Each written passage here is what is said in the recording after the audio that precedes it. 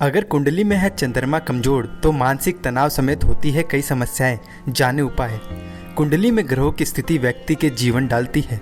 अगर किसी जातक की कुंडली में ग्रहों की स्थिति शुभ है तो व्यक्ति के जीवन में सारे कार्य सही प्रकार से होते हैं। वहीं यदि किसी व्यक्ति की कुंडली में ग्रहों की दशा खराब हो तो उसके जीवन में दिक्कतें आने लगती है। ज्योतिष में चंद्रमा को महत्वपूर्ण ग्रह माना गया है। ज्योतिष के अनुसार चंद्रमा का संबंध मन से माना गया है। यदि कुंडली में चंद्रमा की स्थिति सही ना हो तो व्यक्ति को कई तरह की मानसिक समस्याओं के अलावा कई परेशानियों का सामना करना पड़ता है। इसलिए कुंडली में चंद्रमा का अनुकूल होना आवश्यक होता है। चंद्रमा को मजबूत करने के लिए आप कुछ उपाय कर सकते हैं। तो चलिए जानते हैं कि अशुभ चंद्रमा के कारण क्या क्या समस्याएं होती हैं और इसे शुभ करने के लिए क्या उपाय किए जा सकते हैं। तो सबसे पहले हम आपको बता देते हैं चंद्रमा से होने वाली समस्याएं।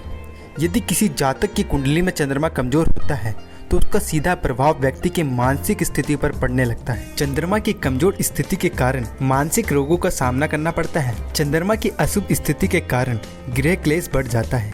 माता पिता के स्वास्थ्य पर भी प्रतिकूल प्रभाव पड़ने लगता है। चलिए आपको कुंडली में चंद्रमा को मजबूत करने के उपाय बताते हैं। कुंडली में चंद्रमा को मजबूत बनाने के लिए चांदी के लोटे में जल लेकर उसमें थोड़ा सा गंगा जल, दूध, चावल और शक्कर मिलाकर चंद्रमा को आर्घ्य देना चाहिए। इसके साथ ही प्रत्येक पूर्णिमा पर व्रत करके चंद्रमा का पूजन करना चाहिए। सोमवार का दिन चंद्रमा के लिए निर्धारित किया गया है। इस दिन भगवान शिव की पूजा करने से भी कुंडली में चंद्रमा की स्थिति मजबूत बनती है।